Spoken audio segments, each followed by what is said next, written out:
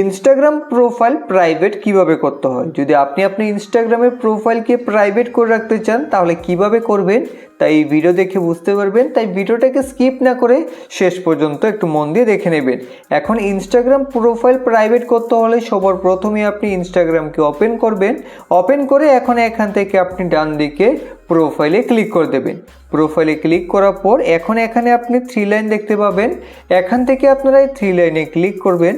3 লাইনে ক্লিক করার পর এখন বন্ধুরা এখানে আপনি একটু নিচে আসুন, এখানে দেখতে পাবেন অ্যাকাউন্ট প্রাইভেসি। তো আপনারা এখান থেকে অ্যাকাউন্ট প্রাইভেসিতে ক্লিক করে তারপর এখান থেকে প্রাইভেট অ্যাকাউন্টে ক্লিক করে দেবেন।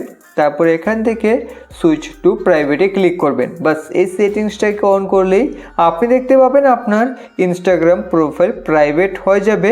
তো এইভাবেই খুব সহজেই কিন্তু আপনি আপনার ইনস্টাগ্রাম প্রোফাইলকে প্রাইভেট করতে পারবেন। যদি ভিডিওটি ভালো লাগে থাকে একটি লাইক করবেন, চ্যানেলে প্রথম হলে সাবস্ক্রাইব করবেন। ধন্যবাদ।